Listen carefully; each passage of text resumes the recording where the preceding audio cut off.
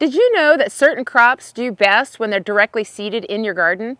I'm going to show you the steps to increase germination rates, improve plant health, and save yourself a ton of time and effort later in the season.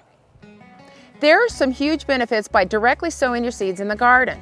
When directly sown, they don't go through the stress or the transplant shock that transplants do. They don't have to adjust to new growing conditions, and you don't have to harden them off. One of the really good things is it saves you a lot of money because you get definitely more plants from seeds than you do transplants. We want to create an environment to make the seeds' life easy from day one. We want to make sure that we're removing any particles or rocks from the soil because those seed roots want to penetrate down deep and pop up through that soil. So any of this that obstructs them from doing that will make it harder. So we're going to clear this soil out and make it easier for them to germinate. We need to prepare the seed beds before we direct seed. And we do this by loosening the soil and adding plenty of compost and then smoothing it out. The smoother it is, the easier it will be for us to seed. Plus, we don't want any hills and valleys because our seeds get lost in these. One of my favorite things to smooth out my garden soil is a cement rake, not even a garden tool at all. But it works really good because I can move the dirt wherever I need to quickly, and it makes a nice smooth surface for me. All seeds have an ideal temperature range for good germination. If the soil's too cold, then they could just rot in the soil. Like peas, they're notorious for this, especially in clay soil.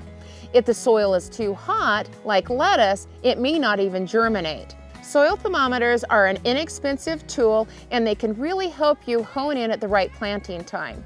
You can adjust the planting schedule according to the soil temperatures rather than just the calendar. The calendar is a really good guideline, but if the soil temperature is too cold, those seeds may not germinate, or if it's too hot, they won't germinate as well. So just adjusting a little bit with the soil temperature will really help those seeds germinate so much better, healthier, and faster.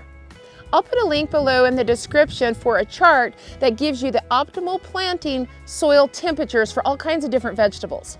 You can increase your soil's temperature greatly by using grow tunnels and cold frames and high tunnels like this one. The temperature that I tested outside was 52 degrees, and I came in here and we're at 71 degrees. That's a lot warmer, so you can see where seeds are going to germinate so much faster. So we can actually start our season a couple of months sooner than we normally would. I like to plant my seed rows much closer together than the seed packet calls for. I don't like to waste space. I do allow enough room for the seeds and the plants to breathe, but I don't want to have so much space that I'm basically wasting water and allowing that open space for weeds to grow. I love straight rows in my garden, and a bamboo stick has been really helpful for me. I've just cut it to the width of my raised beds, and I use it just to make an impression wherever I want my seeds to the depth of the seed. As long as your soil is loose and flat, this makes the job really fast and easy. If your seed packet doesn't tell you how deep to plant your seed, and sometimes they don't, then just use the general rule of thumb to plant your seed twice as deep as the size of the seed.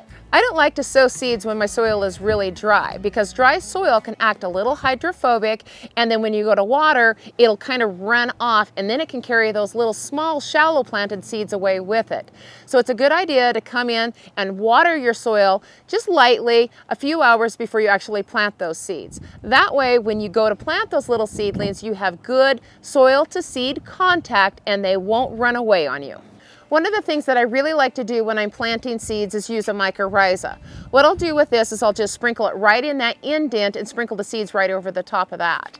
Mycorrhiza is just a fungi that helps stimulate root growth. This is really beneficial for areas, especially like us, that are really hot. We have hot summers, and so we want to have nice, deep, healthy roots so that they can reach down into that soil to get their moisture and they don't dry out so fast. This isn't something that you absolutely have to do, but I've found it to be really beneficial. I'm going to be planting lettuce and carrots in this little spot here, and these are really small seeds, so we don't want to bury them too deeply. So I'll make my indent, but not too much, and I'll space them about 4 inches apart. I like to kind of prepare them all ahead of time, and I'm going to stagger these. So I'm going to plant lettuce, carrots in these rows.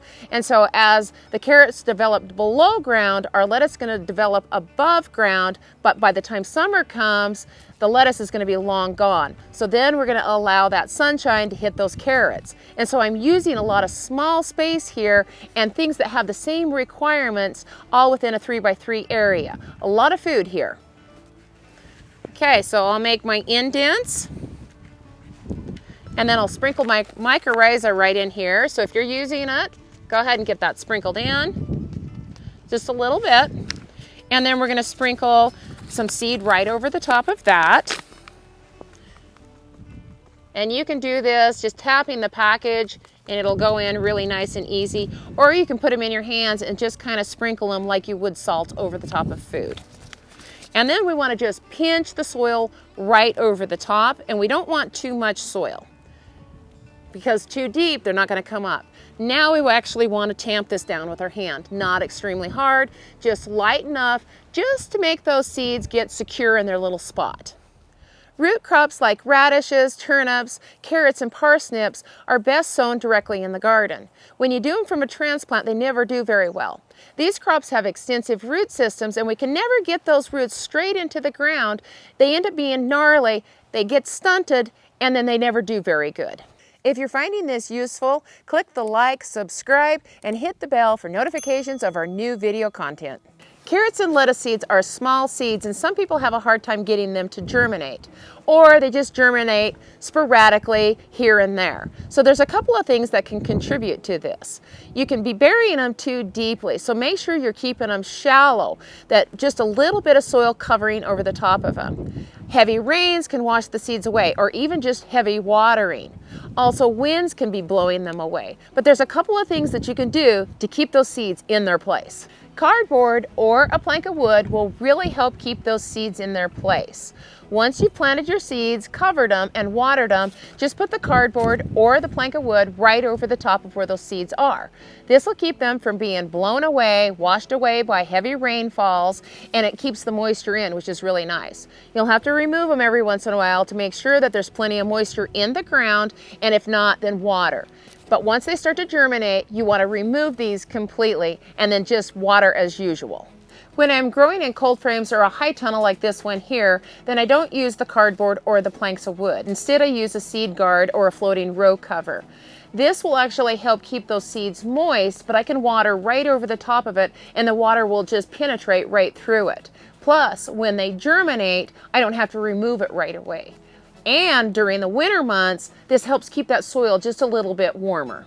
Soaking seeds is another method to help seeds start to germinate a little bit earlier. This is especially true for bigger seeds like your peas and your beans. But I don't personally do this because I just keep my seeds moist and I don't want that extra process. So as long as I keep the soil moist but not soggy, I have really good germination rate. Some seeds are just better direct sown, like cucumbers, squash, and melons. By the time a transplant adjusts, that seed has sprouted, grown, and caught up to that transplant. Peas and beans are more economical when grown from seeds. Transplants do fine, but you can definitely get more plants from a package of seeds for a fraction of the cost. Be sure to keep your soil where you sowed your seeds moist through the germination process. And as those seedlings start to grow, increase that water to encourage deeper root systems. The bigger the plant, the deeper the watering. Now that you know how to sow like a pro, it's time to dig in the dirt. And I'll see you in our next episode. That's not right. Yes, it is right. And when you do transplant, steps to stew. Have to adjust to the growing conditions that they're already in. They don't go through that stress through the stress. Increase your